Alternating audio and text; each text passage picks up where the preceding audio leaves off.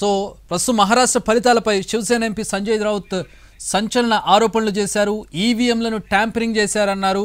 ఇది ప్రజా తీర్పు కాదని అంటున్నారు ఆయన. ఓడిపోయినటువంటి పార్టీలు చేసే ఒక కామన్ ఎలిగేషన్ ప్రస్తుతం అక్కడ నుంచి మనకి కనబడుతున్నటువంటి పరిస్థితి. ఇటీవల కాలంలో ఈవీఎంలు వచ్చిన తర్వాత ఓడిపోయిన పార్టీలు చేసేటటువంటి ఒక ఎలిగేషన్ని సంజయ్ రావుత్ చేస్తున్నటువంటి పరిస్థితిని మనం చూస్తున్నాం. ఈవీఎంలను ట్యాంపరింగ్ చేశారని, ఇది ప్రజా తీర్పు కాదని అంటున్నారు. ఇంకా ట్రెండ్స్ కంటిన్యూ అవుతూ ఉన్నాయి. ఇంకా పూర్తి స్థాయి రిజల్ట్ కూడా కాదు ఇది. కానీ భారీ స్థాయిలో గ్యాప్ కనబడడంతో సంజయ్ రావుత్ చేసినటువంటి వ్యాఖ్యలు మనం చూస్తున్నాం. ఆయన ఏమన్నారు ఒకసారి చూద్దాం. जनतेचा कौल हा नव्हता, ही काय गडबड आहे हे आता सगळ्यांना कळेल. पण आम्ही हा निकाल जरी आला असला, हा निकाल जनतेचा कौल आहे असं मानायला आम्ही तयार नाही. जनतेचा कौल हा नव्हता. 100% मी सांगतो, जय पराजय हे होत असतात. निवडणुकीमध्ये जय पराजय, हार जीत लोकशाहीमध्ये हे होत असतं आणि त्याच्याविषयी आम्हाला काही म्हणायचं नाही. पण जे निकाल लावून घेतलेले आहेत, जे निकाल लावून घेतलेले आहेत, त्या लावून घेतलेल्या निकालावर माझ्यासारख्या लोकशाही मानणाऱ्या माणसाचाही विश्वास असू शकत नाही. राऊत साहेब, पण जे निकाल आहेत पूर्णपणे दिसतंय की लाडकी बहीण या योजनेला मला असं वाटत नाही. कारण या आधी म्हटलं जात होतं महाराष्ट्रामध्ये लाडके भाऊ, लाडके आजोबा, लाडके काका, लाडके मामा, लाडके दादा नाही आहेत का? आहेत ना. मी परत सांगतो की काहीतरी गडबड आहे आणि ही मोठी गडबड आहे. महाराष्ट्रावर अडाणीचं बारीक लक्ष होतं. विशेषतः काल अडाणीचा अटक वॉरंट निघाल्यानंतर अशा प्रकारचे निकाल येतील का अशी आमच्या मनात शंका होती.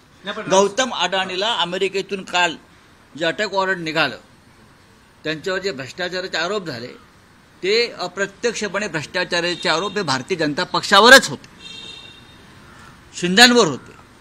कारण या निवडणुकीमध्ये सगळ्यात जास्त पैशाचा वापर आणि ताकद ही अडाणींनी लावली. आणि आता या निकालावरती गौतम अडाणीचा प्रभाव आहे का? कारण अडाणी, मोदी आणि फडणवीस, शिंदे वेगळे नाहीत. ही काय गडबड आहे हे आता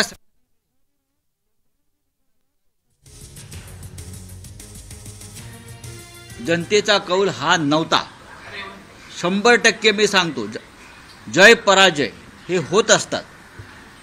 निवडणुकीमध्ये जय पराजय, हार जीत लोकशाहीमध्ये हे होत असतं आणि त्याच्याविषयी आम्हाला काही म्हणायचं नाही. पण जे निकाल लावून घेतलेले आहेत, जे निकाल लावून घेतलेले आहेत, त्या लावून घेतलेल्या निकालावर माझ्यासारख्या लोकशाही मानणाऱ्या माणसाचाही विश्वास असू शकत नाही. राऊत साहेब, पण जे निकाल आहेत पूर्णपणे दिसतंय की लाडकी बहीण या योजनेला मला असं वाटत नाही. कारण या आधी म्हटलं जात होतं महाराष्ट्रामध्ये लाडके भाऊ, लाडके आजोबा, लाडके काका, लाडके मामा, लाडके दादा नाही आहेत का? आहेत ना. मी परत सांगतो की काहीतरी गडबड आहे आणि ही मोठी गडबड आहे. महाराष्ट्रावर अडाणीचं बारीक लक्ष होतं. विशेषतः काल अडाणीचा अटक वॉरंट निघाल्यानंतर अशा प्रकारचे निकाल येतील का अशी आमच्या मनात शंका होती.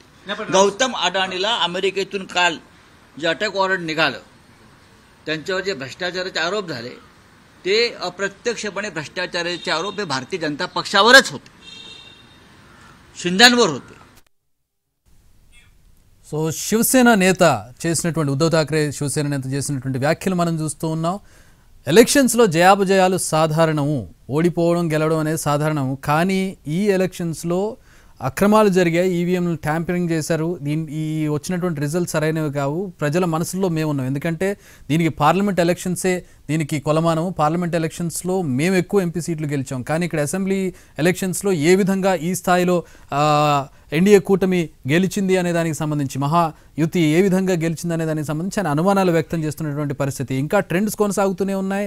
ఇంకా రిజల్ట్స్ పూర్తి స్థాయిలో అనౌన్స్ కానటువంటి పరిస్థితిలోనే సంజయ్ రావుత్ చేసినటువంటి వ్యాఖ్యలు ప్రస్తుతం సంచలనం అవుతూ ఉన్నాయి. సాధారణంగా ఈవీఎంల ఎలక్షన్స్ వచ్చినప్పటి నుంచి కూడా ఓడిపోయినటువంటి పార్టీ లేదా ఓడిపోతున్నటువంటి పార్టీ చేసేటటువంటి వ్యాఖ్యల్ని సంజయ్ రావుత్ మరొకసారి రిపీట్ చేసినటువంటి